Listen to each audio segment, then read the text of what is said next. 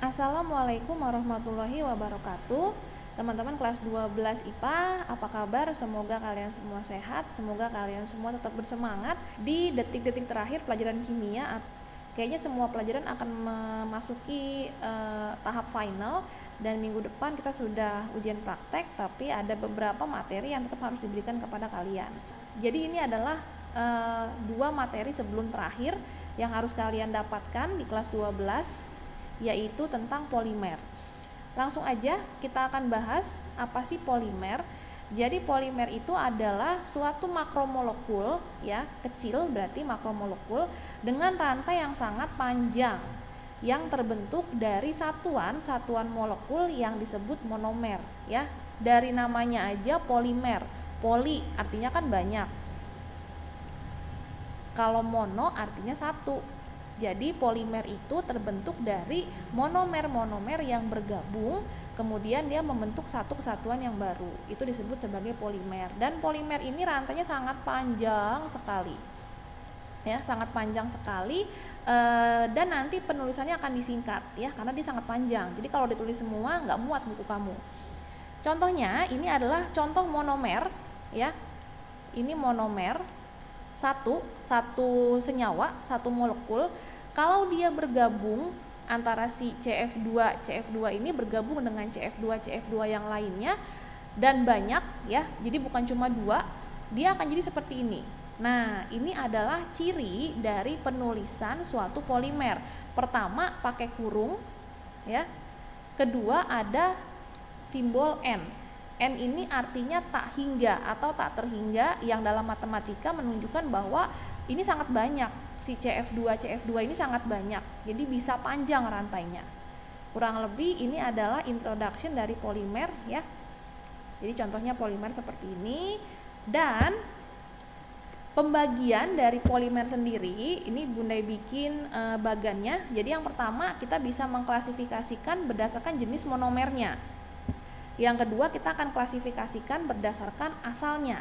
Dan yang terakhir kita akan klasifikasikan berdasarkan proses pembentukannya si polimer ini. Nah, dari yang pertama, jenis monomernya. Ada yang disebut sebagai homopolimer dan ada yang disebut sebagai copolimer. Jadi homopolimer ini adalah polimer yang terdiri dari monomer yang sama. Misalkan A dengan A dengan A. Jadi monomer sama-sama A.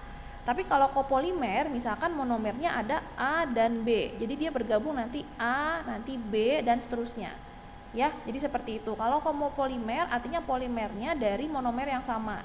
Tapi kalau copolimer itu dari monomer yang berbeda, minimal 2 monomer. Kalau asalnya itu ada polimer alam dan polimer sintesis, ya. Polimer alam ini yang memang alami, terjadi, ya, di alam. Contohnya protein, kemudian ada glukosa, itu kan sudah terjadi dalam alam, ya, tidak dibuat oleh manusia. Tapi kalau sintetis, dari bahasa sintetis, buatan, artinya ini dibuat oleh manusia, biasanya di pabrik. Jadi kayak plastik, kemudian macam-macam lah, ya, banyak banget polimer-polimer yang dibuat oleh manusia, seperti itu. Dan terakhir proses pembentukannya ada polimer adisi dan ada polimer kondensasi.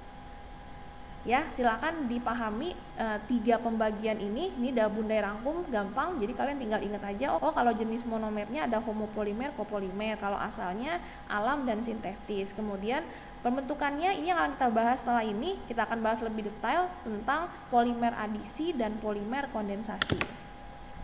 Karena akan ada beberapa syarat dan ciri khas dari polimer adisi maupun kondensasi. Oke, kita bahas dulu dari polimer adisi. Jadi polimer adisi itu monomernya itu harus punya ikatan rangkap, ya, harus ada ikatan rangkap. Dan yang kedua, ketika mereka bergabung, ikatan rangkapnya itu akan terputus, namun tidak ada molekul yang hilang, ya. Jadi ikatan rangkap itu akan terputus, tapi tidak ada molekul yang hilang dari proses penggabungan ini, hanya terputusnya ikatan rangkap. Dan Bunda kasih contohnya adalah vinil klorida. CH2 ada rangkapnya, CH kemudian Cl. Nah, vinil klorida ini akan bergabung dengan sama vinil klorida membentuk polivinil klorida. Nah, kita akan fokus di ikatan rangkapnya. Jadi nanti ini tengah-tengahnya ini akan putus dan menjadi ikatan tunggal. Jadi seperti ini, CH2 kan awalnya gini, ini kita taruh di bawah Cl-nya. Jadi nanti yang terikat adalah yang ini.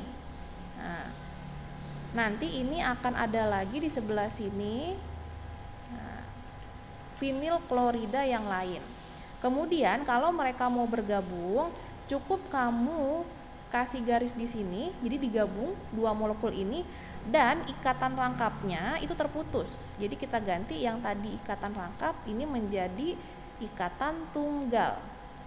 Nah, kemudian nanti di sebelah kiri dan kanannya tambahkan lagi garis, dan kalau misalkan mau tambahin lagi vinil kloridanya tinggal tulis di sini. Cl kasih garis lagi.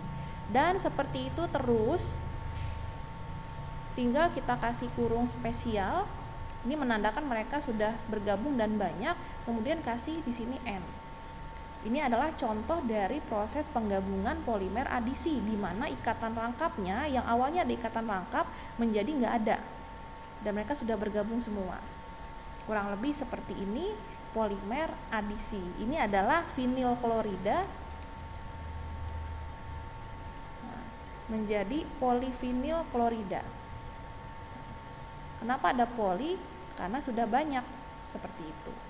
Silakan dipahami. Jadi harus ada ikatan rangkap sesuai dengan namanya adisi, dan nanti ikatan rangkapnya akan terputus.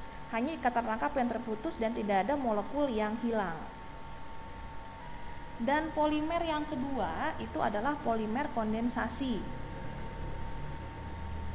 di mana polimer ini monomernya syaratnya harus memiliki gugus fungsi. Nah, gugus fungsi ini ada OH, COOH, NH2, dan lain-lain.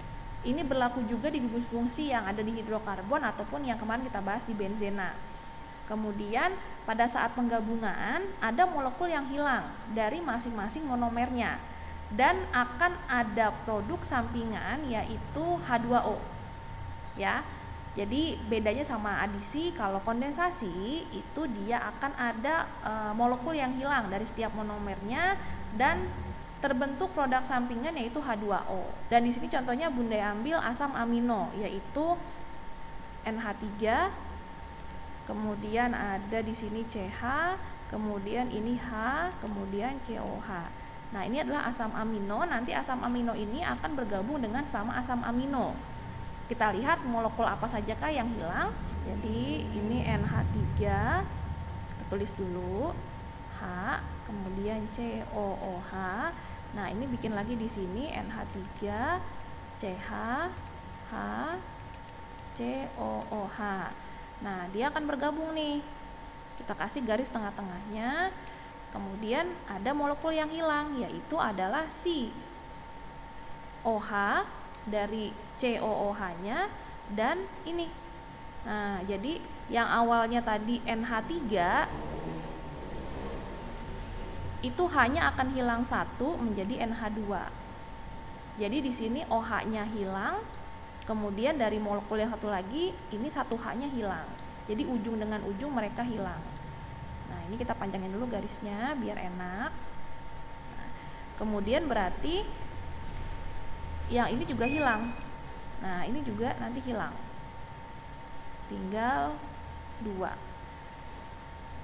Kita kasih garis ke pinggirnya. Nanti kalau dia mau bergabung lagi silahkan ditambahkan asam amino yang lain. Nah, kita kasih garis, di sini kasih N. Jadi yang hilang adalah OH dari COOH dengan 1H dari NH3. Dan nanti akan ada produk sampingan di sini H2O. Selesai. Ini adalah contoh dari proses penggabungan polimer kondensasi.